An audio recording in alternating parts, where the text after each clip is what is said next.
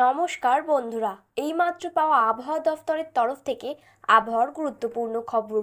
মৌসুমী অক্ষরেখার ভ্রুকুটি, পাল্টে গেল পূর্বাভাস। পুজোর আগেই কি ভাসবে কলকাতা সহ দক্ষিণবঙ্গ? বিরাট আপডেট, মঙ্গলবার থেকে আবহাওয়া বদল। কলকাতা সহ দক্ষিণবঙ্গের জেলাগুলিতে আংশিক মেঘলা আকাশ থাকবে। কবে কবে বৃষ্টি হবে জানিয়ে দেব সম্পূর্ণ বিস্তারিত ভিডিওটিতে। তো বন্ধুরা, বিস্তারিতভাবে জানতে হলে অবশ্যই ভিডিওটি শেষ পর্যন্ত মনোযোগ সহকারে দেখবেন এবং বর্তমানে আপনি কোন জেলা থেকে ভিডিওটি দেখছেন এবং আপনার জেলার আবহাওয়া কেমন রয়েছে তা আমাদের ভিডিওর কমেন্ট বক্সে কমেন্ট করে জানাবেন।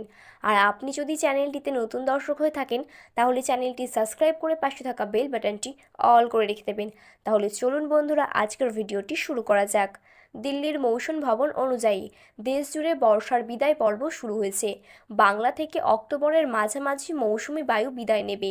তার আগে গাঙ্গেয় পশ্চিমবঙ্গের উপরে রয়েছে মৌসুমি বায়ুর অক্ষরেখা। এর প্রভাবেই দক্ষিণবঙ্গ জুড়ে বিক্ষিপ্ত বৃষ্টির সম্ভাবনা। দক্ষিণবঙ্গে বিক্ষিপ্ত বৃষ্টির পাশাপাশি জলীয় বাষ্পের পরিমাণ বেশি থাকায় আর্দ্রতাজনিত অস্বস্তি রয়েছে। কলকাতা সহ দক্ষিণবঙ্গের জেলাগুলিতে আংশিক মেঘলা আকাশ থাকবে। হাওয়া অফিসের রিপোর্ট অনুযায়ী জানা যায়, মঙ্গলবার থেকে শুক্রবার পর্যন্ত দক্ষিণবঙ্গের কয়েক জায়গায় বিক্ষিপ্ত বৃষ্টি ছাড়া ভারী বৃষ্টির কোনো সম্ভাবনা নেই। আজ মঙ্গলবার কলকাতা সহ দক্ষিণবঙ্গের জেলায় জেলায় আংশিক মেঘলা আকাশ থাকবে। দক্ষিণবঙ্গের পাশাপাশি উত্তরবঙ্গেও ভারী বৃষ্টির সম্ভাবনা। বঙ্গোপসাগরে নিম্নচাপ শক্তি হারাচ্ছে, ফলে আবহাওয়ার উন্নতির প্রবল সম্ভাবনা। শক্তি হারালেও সক্রিয় মৌসুমি বায়ুর অক্ষরেখা ও ঘূর্ণাবর্ত গাঙ্গেয় পশ্চিমবঙ্গের ওপরে বিরাজ করেছে। এর প্রভাবেই দক্ষিণবঙ্গের জেলায় জেলায় আংশিক মেঘলা আকাশ এবং বিক্ষিপ্তভাবে বৃষ্টির সম্ভাবনা পুজোর আগে। পুজোর সময় ভারী বৃষ্টির আশঙ্কা রয়েছে।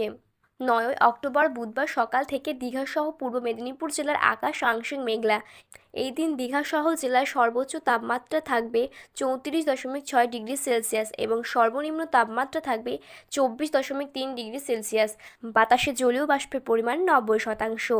তো বন্ধুরা, এই ছিল আজকের আবহাওয়ার গুরুত্বপূর্ণ আপডেট। ভিডিওটি ভালো লাগলে একটি লাইক করবেন এবং আপনি যদি চ্যানেলটিতে নতুন দর্শক হয়ে থাকেন তাহলে চ্যানেলটি সাবস্ক্রাইব করে পাশে থাকা বেল বাটনটি অল করে রেখে দেবেন।